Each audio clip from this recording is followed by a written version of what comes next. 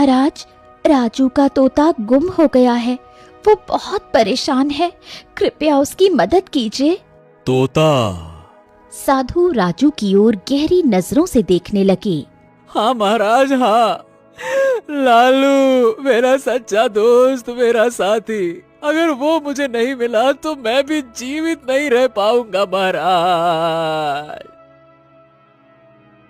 आज के समय में जहां लोग अपने स्वार्थ के लिए अपनों को भी धोखा दे देते हैं, वहीं तुम एक तोते के लिए इतनी पीड़ा महसूस कर रहे हो। तुम्हारी आंखें तुम्हारी सच्चाई का प्रमाण हैं। इतना बोलकर साधु महाराज ने अपनी आंखें बंद कर लीं और ध्यान मग्न हो गए। कुछ समय बाद उनकी आंखें खुल गईं। तुम्हारा लालू एक शिकारी के पास में है, लेकिन वो तुम्हें इतनी आसानी से नहीं मिलेगा। हाँ? क्या ये क्या मतलब हुआ? मैं कुछ समझा नहीं साधु महाराज। मित्रता की कीमत चुकानी पड़ती है। अगर तुम अपने मित्र को सच्चे मन से खोजोगे तो वो मिलेगा, नहीं तो नियति तुम्हें उससे दूर कर देगी। मैंने देखा है कि तुम्हारे मित्र की जान खतरे में है। अगर वो बच भी गया तो उसे किसी दूसरे देश ले जाया जाएगा, वहां से वो कभी वापस नहीं आ पाएगा। वैसे ये बताओ, ये तोता तुम्हें मिला कहां था? हाँ, कुछ साल पहले की बात है। मेरे माता पिता का देहांत हुआ था महाराज, और मैं जंगल में ऐसे ही अकेला बैठा दुखियारा रो रहा था।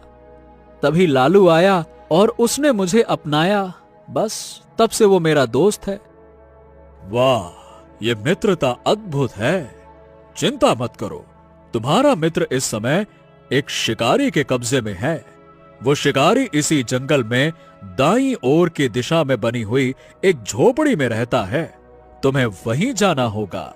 लेकिन हां, याद रखना, अगर तुम्हें शिकारी के पास लालू ना भी मिले तो निराश मत होना, प्रयास करते रहना। यह परीक्षा तुम्हारे मित्रता की गहराई मापने के लिए है।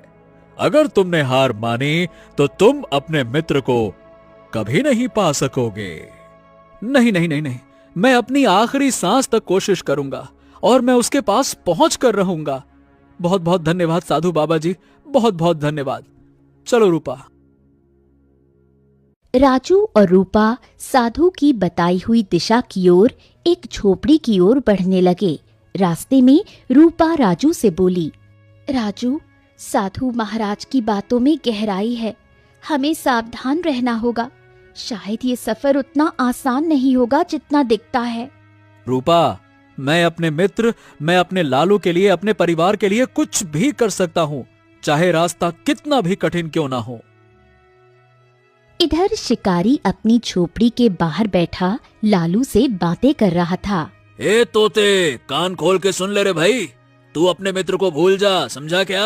अब इतना उदास मत हो, एक नई जिंदगी के बारे में सोच। सुन, अब तू मुझसे नहीं बच सकता। देख मैं क्या करूंगा कि तुझे उदयपुर ले जाऊंगा और वहां राजा वीर सिंह को बेच दूंगा। अरे ढेर सारी स्वर्ण मुद्राएं मुझे मिलेंगी। अरे तू नहीं जानता कि राजकुमारी को तोतों से कितना लगाव है। तुझे देखते ही एकदम खुश हो जाएंगी और ऊपर से तू बातें भी तो करता है। लालू, जो पिंजरे में कैद था, शिकारी की बातें सुनकर रोते हुए बोला, मुझे छोड़ दो ना, मेरा मित्र राजू मुझे बहुत याद कर रहा होगा। वो मेरे बिना खाना भी नहीं खाएगा, वो जरूर परेशान होगा। तुम क्यों हमें अलग कर रहे हो? मत करो ना। लालू ने इतना कहा ही था कि तभी झोपड़ी के आसपास काला धुआं फैलने लगा। शिकारी घबरा गया और चारों ओर देखने लगा।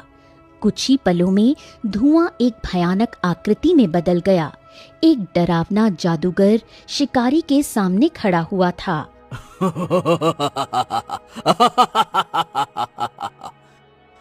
अरे कौन हो तुम? और तुम तो बड़े ही बदसूरत लग रहे हो। हो कौन तुम? भाग जाओ, ये जादूगर है, इसके इरादे बहुत खतरनाक लगते हैं, ये तुम्हें जीवित नहीं छोड़ेगा। भाग जाओ, जल्दी करो। लालू की बात सुनकर शिकारी का हृदय परिवर्तन हो गया। लालू, ए लालू, मैंने तुम्हारे साथ कितना बुरा किया, तुम्हें कैद किया, तुम्हें डराया धमकाया, तुम्हें बेचने की योजना बनाई, लेकिन अब तुम मुझे बचाने की बात कर रहे हो। मैं समझ गया कि सच्ची मित्रता क्या होती है। अब मैं तुम्हें किसी भी कीमत पर सुरक्षित तुम्हारे मित्र के पास ले जाऊंगा। तुम निश्चिंत रहो, मैं समझ चुका हूं। हाँ। जादूगर ठहाका लगाकर हंसता हुआ बोला,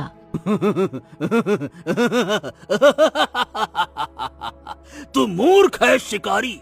मैंने देखा है कि ये तोता इंसानों की तरह बोलता है।